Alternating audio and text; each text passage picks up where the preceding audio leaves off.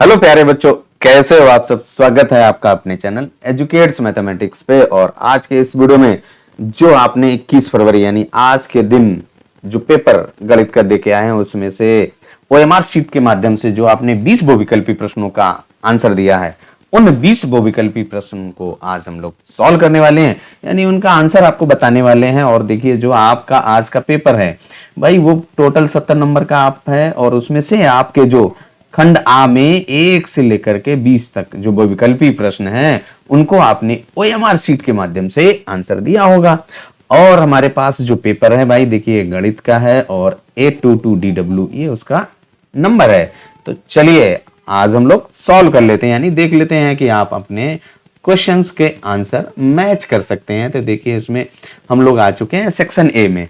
तो section A में कह रहा है निम्नलिखित संख्याओं में परिमेय संख्या है। तो देखिए सबसे सिंपल सा तरीका आपका √9, यानी कि 9 हमारी जो है 9 का वर्गमूल क्या होता है 3 होता है। 3 हमारी परिमेय संख्या है।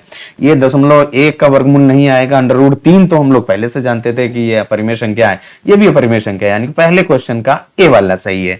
इसके बाद इसका ये इंग्लिश वर्जन है, आप in the following numbers the rational number is √3, यानी कि आपका ये √9 होगा। इसके बाद दूसरा क्वेश्चन पे आ जाते हैं। रैखिक समीकरण युग्म x धन y बराबर 10 x माइनस y बराबर 4 का हल है।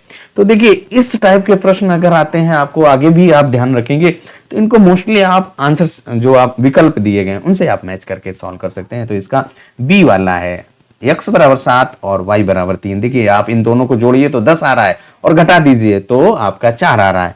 तो आपका देखिए भैया जो पहला और दूसरा प्रश्न है, यानी पहले का ए और दूसरे का बी है। इसके बाद तीसरा क्या कह रहा है कि बिंदु 5,9 की वाई अक्ष से दूरी। तो देखिए भैया अगर आपको कोई भी अक्ष पे बिंदु निर्देशित करना है तो मान लो आपके पास यहीं पे, देखिए सॉल्व करता हूं, हम लोग एक ट्रिक बताते हैं कैसे करना होता है, उसी तरीके से आप मैच कर सकते हैं। आगे भी आपको इनकी आवश्यकता पड़ेगी तो इसलिए आप यहाँ पे देखिए हमने यहाँ पे क्या किया, एक्स अक्ष और इसके बाद यहाँ पे वाई अक्ष ड्रा कर दिया। अब इस बिंदु को पहले आप 5,9 को, तो एक लगभग अनुमान यहाँ पे देखिए 5 यहाँ पे 9 यहाँ पे, तो ये आपका बिंदु होगा। तो पूछ रहा है किससे, ये आपका 5,9 है भाई।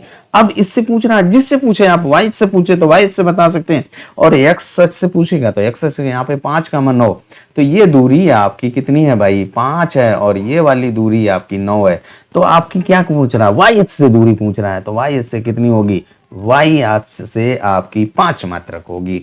यही आपका आंसर हो जाता है, यानी कि जो तीसरा है उसका विकल्प आपका तीसरा है। इसके बाद चौथा क्या कह रहा है, एक समद्विबाहु समकोण त्रिभुज की एक भुजा आपकी कितनी है 5√2, इसका कर्ण क्या होगा। तो भैया एक समकोण त्रिभुज है और उस समकोण त्रिभुज में यहाँ पे देखिए आपका एक समकोण त्रिभुज है और वो कैसा है, समद्विबाहु। तो ये आपका 5√2 है और ये भी 5√2 है। अब 5 का वर्ग करिए 25 और इसका √2 का वर्ग करेंगे तो कितना आ जाएगा, 2 आएगा। 25 दून 50, ये भी 50 ये भी 50, 50 जोड़ेंगे 100 आ जाएगा, है ना। 25 दून 50 यहाँ पे आएगा कि नहीं आएगा। 5 का वर्ग करिए 25, यही तो है एक समकोण त्रिभुज, ये 90 अंश का है। 5 का वर्ग करेंगे 25 और उसमें 2 से गुणा कर दीजिए, कितना आ जाएगा 50। ये आपकी 50, क्योंकि कर्ण का वर्ग बराबर आधार का वर्ग धन लंब का वर्ग, पाइथागोरस प्रमेय का यहाँ पे हम लोग प्रयोग कर रहे हैं। तो यहाँ पे 50, ये भी 50, 50 जोड़िए तो 100 आ जाएगा। ये आपका 100, वो भी वर्गमूल के अंतर्गत।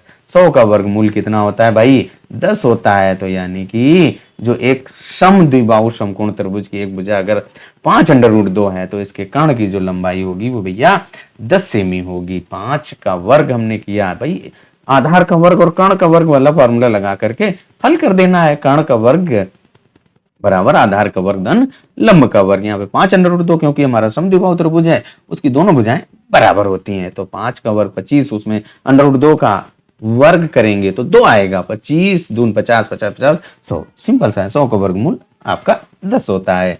अब इसके बाद आ जाते हैं अगले हम लोग चौथे प्रश्न पर।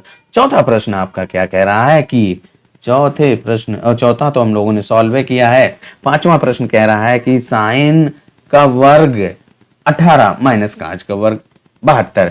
अब आप यहाँ पे देखिए संपूरक कोण वाला नियम लगेगा, 18 और 72 जोड़िए तो आपका 90 आ जाता है। और हम लोग जानते हैं साइन 90 माइनस थीटा बराबर कॉस थीटा। तो ये आपका कॉज स्क्वायर 72 आ जाएगा, माइनस कॉज स्क्वायर 72 यानी कि 0। भाई सेम नंबर से सेम नंबर घटाएंगे तो 0 आ जाएगा।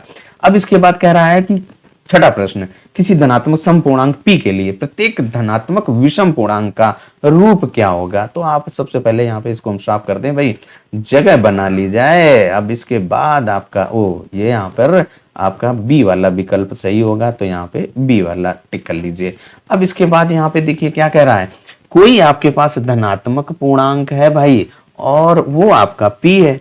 अब इसको उदाहरण से समझ लो भाई, कोई आप एक धनात्मक पूर्णांक हमें बताइए, धनात्मक सम पूर्णांक बताइए। तो 2 हो सकता है, 4 हो सकता है, 6 हो सकता है। अब इसके बाद यहाँ पे प्रत्येक धनात्मक विषम पूर्णांक के लिए क्या होगा, अगर आपका 2 है इसका अगला विषम पूर्णांक क्या होगा भैया 3 होगा, 4 है तो आगे धनात्मक 5 होगा, 6 है तो आगे 7। कैसे आप उसमें एक एक जोड़े दे रहे हैं, तो यही तो हो जाएगा। इसके बाद अगला देखिए छठा नंबर, तो हम लोगों का आंसर आ गया। इसके बाद सातवां क्या कह रहा है, यदि संख्याओं 7, 8, यक्स 11, 14 और यक्स का माध्य और यक्स है, माध्य यक्स है, तो हमें यक्स का मान ज्ञात करने के लिए कह रहा है। तो इनको जब आप जोड़ेंगे देखिए 8, 7, 15 और 15 और ये 25 कितना हो जाएगा, 15, 25, 40। 40 में आप कितना x जोड़ेंगे, 40 धन यक्स। और आपके पास कितने पद हैं, 1, 2, 3, 4, 5 पद हैं, तो भैया बटे 5 और बराबर इनका माध्य यक्स है। तो यक्स लिख दिया, तिरछा गुणा कर दीजिए, आपका कितना आ जाएगा भैया। तो यहाँ पे तिरछा गुणा करके इनको आप सॉल्व करेंगे तो 5x बराबर क्या आ जाएगा, देखिए आपका 5x बराबर 40 धन यक्स। यक्स कोई धन लाएंगे तो आपका 4x बराबर 40, यहां से यक्स बराबर 10 आ जाएगा। कौन सा विकल्प सही होगा, तो आपका बी वाला विकल्प यहाँ पे सही होगा। तो आपका जो सातवां प्रश्न है भाई, सातवें का बी वाला है। देखिए अब हम इसको सॉल्व नहीं कर रहे हैं भाई, तो अब यहाँ पे देखिए इसको जगह यहाँ पे सॉल्व कर साफ कर लीजिए। अब इसके बाद आपका जो आठवां क्या कह रहा है कि यदि द्विघात समीकरण के मूल समान है, तो मूल समान होने के लिए हम लोग क्या जानते हैं, b की घात 2 माइनस का 4 ac बराबर 0 होता है, तभी तो समान होते हैं। तो यहाँ पे क्या हो जाएगा, b की घात 2 बराबर 4 ac। अब आपसे क्या कह रहा है, c का मान ज्ञात कीजिए। तो c का मान ज्ञात करने के लिए b की घात 2 बटे 4a आ जाएगा, यानी कि हमारा कौन सा डी वाला विकल्प यहाँ पे सही हो जाता है। तो इस तरीके आपका जो आठवें वाले का जो विकल्प है भाई, आठवें का विकल्प आपका डी होगा। तो इसलिए आपका आठवां डी वाले पे टिक किया होगा आपने। इसके बाद देखिए यहाँ पे हम लोग इस चित्र में दिया गया है, तो यहाँ पे आप ये डी ई समांतर है बीसी के, तो यक्स, तो इनकी संगत भुजाओं का अनुपात बराबर होता है। तो यहाँ पे क्या करेंगे आप, देखिए यहाँ पे लिख लो कैसे, यक्स धन 3 बटे 3 यक्स धन 19, ऐसे आप संगत भुजाओं का अनुपात आपका समान होता है, यक्स धन 3 और बटे 3 यक्स धन का 19 और बराबर यक्स बटे 3 यक्स धन का 4। अब आप इनका तिरछा गुणा कर दीजिए तो क्या आ जाएगा, इस 3x का x के साथ गुणा होगा, 3x की घात 2 धन का 19x, यही तो आएगा। और बराबर यहाँ पे देखिए इसको आप गुणा करिए तो क्या हो जाएगा, 3x की घात 2 और धन 9x, यही तो होगा। अब इसके बाद इसका 4 से, तो यहाँ पे 4x और धन का 12, ये 3x की घात 2 3x की घात 2 कट जाएगा, ये 9 4 13 हो जाएगा, 13 इधर आएगा माइनस हो जाएगा, तो 19 से 13 माइनस करेंगे तो 6 और 6 दूनी 12 होता है, यानी कि यक्ष बराबर 2 आ जाएगा। यानी कि जो आपका विकल्प कौन सा सही है भैया, ये सी वाला विकल्प सही है। तो इसको पहले हम लोग साफ कर लें, तो यहाँ पे 9वें प्रश्न का भी आपका आंसर पता चल जाता है। कौन सा सही होगा, सी वाला विकल्प सही होगा। तो सी वाले विकल्प पे आप यहाँ पर टिक कर सकते हैं भाई, तो आप सी वाले पे टिक कर लीजिए। 9वें का सी वाला हम लोगों का सही हो जाता है। इसके बाद आ जाइए भैया 10वें प्रश्न पर। 10वां प्रश्न आपका क्या कह रहा है, तो 10वें पे सीधे हम लोग आ जाएं भाई। 10वां प्रश्न हम लोगों का क्या कह रहा है, 1 से 10 तक की धनात्मक सम संख्याओं का समांतर माध्य।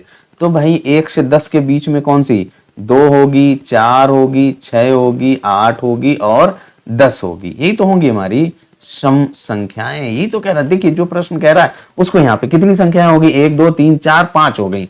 अब इनको जोड़ दीजिए, 6 4 10 10 10 10 20 10 30, 30 में 5 से भाग कर दीजिए तो आपका 6 आ जाएगा, यानी कि 5 छक्का 30 होता है, तो आपका 10वें का डी वाला सही हो जाएगा। संख्या 156 का अभाज्य गुणनखंड, तो अभाज्य गुणनखंड करेंगे तो इसमें जब आप गुणनखंड करेंगे, अब बहुत आसानी से आप सीख चुके हैं भाई, 2 से भाग ऐसे 156 यहाँ पे लिखिए भैया, 156 लिखा, 2 से भाग दिया, 2 सते 14 और 2 अठे 16, फिर 2 से भाग कर दीजिए, 2 तिहाई 6, 2 नौवीं 18, 3 से 13 तिहाई 39 होता है, फिर 13, यानी कि 2 की घात 2 गुणे 3 गुणे 13, कौन सा सही है? ये वाला बी वाला सही है। तो बी वाले पे पटाख से टिक लगाया होगा आपने, मुझे पूरा भरोसा है, पूरी उम्मीद है। इसके बाद क्या कह रहा है कि यदि एक वर्गीकृत आंकड़े का माध्य बहुलक, माध्य दिया गया है यानी समांतर माध्य 24 है, बहुलक 12 है, तो इसका माध्यक ज्ञात करना, यानी कि हमें मध्यिका ज्ञात करनी है। माध्यक को ज्ञात करने के लिए माध्यक, बहुलक और माध्य के बीच का जो संबंध होता है, तो आपका उसको यहाँ पे लिख लिया, 3 माध्यक, यानी कि माध्यक का 3 गुना बराबर होता है बहुलक धन 2 माध्य। तो बहुलक आपका देखिए यहाँ पे क्या दिया गया है, 12 दिया गया है, और माध्य आपका 24। तो अब इनको आप हल कर दीजिए भैया, तो 12 24 दूनी 48, 48 और 12 कितना हो जाएगा 60, और ये जो 3 है बटे में आ जाएगा, कितना आ गया 20 आ गया। 20 देखिए कहाँ पे है, 20 हम लोगों का भैया ये बी वाला है। तो इस तरीके से जो आपका 12वां प्रश्न है उसका बी वाला आंसर हो जाता है। अब हम लोग 13वें पे आ जाते हैं। 13वें पे क्या कह रहा है, यदि रैखिक समीकरण युग्म 2x धन 3y बराबर 5 और बराबर कमा 4x धन का ky और धन का 10 के अपरिमित रूप से अनेक हल हैं। तो जब भैया अपरिमित रूप से अनेक हल होते हैं तो उसके लिए हम लोग जानते हैं कि a1 बटे a2 बराबर b1 बटे b2 और बराबर c1 बटे c2, यही तो पढ़ा था। ax धन by धन c1 बराबर 0, b a2x धन b2y धन c2 बराबर 0। तो यहाँ पे आप इनके अनुपात बराबर होते हैं, तो यानी कि x बटे यानी कि 2 बटे 4 बराबर 3 और बटे y के गुणांक 3 बटे y, इसको हल कर दीजिए। तो 2 एकम 2, 2 दूनी 4, यानी कि y बराबर आपका 6 आ जाएगा। तो देखिए कौन सा विकल्प आपका सही है, उस पे आप 6 देखिए कहाँ पे है, तो वो हमारा क्या है भैया, डी वाला विकल्प है। तो डी वाले पे टिक किया होगा आपने, मुझे पूरा विश्वास है भाई। अब आ जाते हैं आपके 14वें प्रश्न पर। क्या कह रहा है कि त्रिभुज एबीसी और त्रिभुज बीडीई दो समबाहु त्रिभुज हैं, इस प्रकार है कि डी भुजा बीसी का मध्य बिंदु है, त्रिभुज एबीसी और बीडीई के क्षेत्रफलों का अनुपात ज्ञात करना है। जो 14वां प्रश्न है भाई उसका फिगर यहाँ पे बन चुका है, एबीसी और उस डी भुजा बीसी का मध्य बिंदु हमने ले लिया। अब वहां पे क्या कह रहा है, एबीसी और बीडीई दोनों कैसे हैं, समबाहु त्रिभुज या इक्विलेटरल ट्रायंगल से अंग्रेजी में लिखा हुआ है, तो इनकी यहाँ पे भुजाओं यानी कि बराबर होंगी। अब क्या कह रहा है, बीडी जो डी है बीसी का मध्य बिंदु है, तो इनके त्रिभुज का अनुपात पूछ रहा है, त्रिभुज एबीसी और त्रिभुज बीडीई के। तो ये हमारे कैसे हो जाएंगे, समरूप त्रिभुज हैं, क्योंकि ये समबाहु त्रिभुज हैं। तो इनकी संगत भुजाओं का अनुपात का वर्ग वो त्रिभुज के क्षेत्रफल के बराबर होता है, यानी कि त्रिभुज के क्षेत्रफलों का अनुपात संगत भुजाओं के वर्गों के अनुपात के बराबर होगा। तो क्या हो जाएगा, ए बी बटे बी डी का वर्ग हो जाएगा। ए बी जो बी डी है वो बीसी का आप है, बीसी ए बी और ए सी के इक्वल है, तो इसका जो आंसर आएगा 4:1 आ जाएगा। तो भैया कौन सा सही है वो आप यहाँ पे चेक कर लीजिए, कौन सा विकल्प है आपका वो आप यहाँ पे टिक कर लीजिए, सी वाला। 14 प्रश्न का आपका सी हो जाएगा। इसके बाद आपका जो 15वां प्रश्न है यहाँ पे लिखा है, यदि काजे बराबर 7/25 यहाँ पे त्रिभुज बना करके आप उसकी तीसरी भुजा निकालेंगे और जो आपकी तीसरी भुजा आएगी वो 24 आ जाएगी। अब वहां से साइन और कॉज निकाल करके जब tan आ जाएगा, और tan और cot का व्युत्क्रम होता है, जो tan होगा भैया वो 24/7 7/24 है। अब इसके बाद इनका जोड़ करके सॉल्व करेंगे तो आपका डी वाला आ जाएगा। तो इसलिए 15वें का आपका डी आंसर सही हो जाएगा। इसके बाद आप आ जाइए अगला वाला। यदि कह रहा है कि यदि दो वृत्तों की त्रिज्याएं क्रमशः 4 सेंटीमीटर और 3 सेंटीमीटर, इन वृत्तों के क्षेत्रफल के योग के बराबर आपका जो अगला वृत्त बनाया जाता है, पहले का जो क्षेत्रफल आएगा वो कितना आ जाएगा 16 पाई, इसका कितना हो जाएगा 9 पाई। इनको भैया जोड़ दीजिए, तो यहाँ पे जब आप जोड़ेंगे पाई आर स्क्वायर होता है ना, तो यहाँ पे 16 और 9 जोड़ेंगे तो 25 आ जाएगा। तो 25 किसका वर्गमूल होता है, 5 का 25 का वर्गमूल 5 होता है, यानी कि जो, क्योंकि उनका योग किया तो हमने भी योग कर दिया, तो 16वें का आपका 5 सेंटीमीटर। तो आपका 16 भी सॉल्व हो गया। अब इसके बाद यहाँ पे 17वें पे आ जाओ। द्विघात समीकरण x की घात 2 माइनस का 3x माइनस का 10 बराबर 0 के मूल होंगे। तो सिंपल सा तरीका है, इसको गुणनखंड विधि से आप हल कर दीजिए। तो क्या हो जाएगा, x की घात 2, 5 दूनी 10 होता है, 5 से 2 घटाइए 3 आ जाएगा। मध्य पद को स्प्लिट, मध्य पद को विभक्त वाला फॉर्मूला लगाएंगे। तो यहाँ पे क्या आ जाएगा, 5 से 2 घटाइए और इसके बाद माइनस का 10 बराबर 0। गुणनखंड करना आप पहले से सीख चुके हैं। x की घात 2 माइनस का 5x और धन का 2x और माइनस का 10 बराबर 0। यहाँ से देखिए आपका 5x कॉमन आएगा तो x माइनस का 5 आ जाएगा और यहाँ से आपका धन का 2 तो x माइनस 5 बराबर 0। तो x माइनस 5 बराबर 0 करेंगे तो x बराबर 5 और एक x धन 2 यानी x बराबर माइनस का 2 कहाँ पे है, 5 और माइनस 2, ये b वाला है। तो जो आपका भैया 17वां है उसमें आप b वाले पे टिक किया होगा आपने।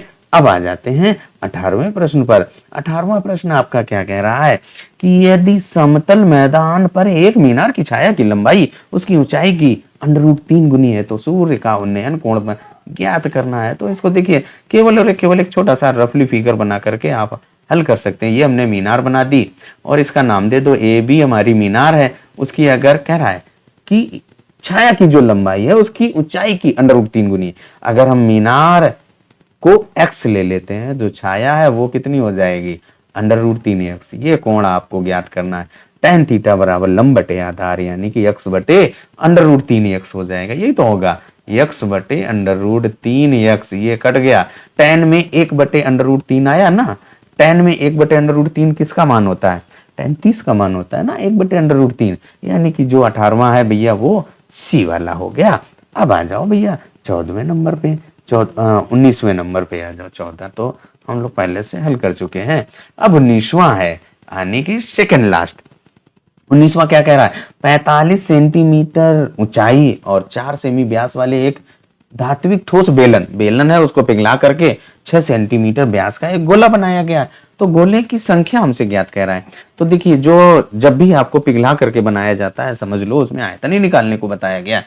तो यहाँ पे बेलन का आयतन निकालिए और उसमें गोले के आयतन को भाग कर दीजिए। बेलन का आयतन क्या होता है भैया, πr² होता है। तो पाई का मान नहीं रखेंगे क्योंकि हमें भाग देना पड़ेगा।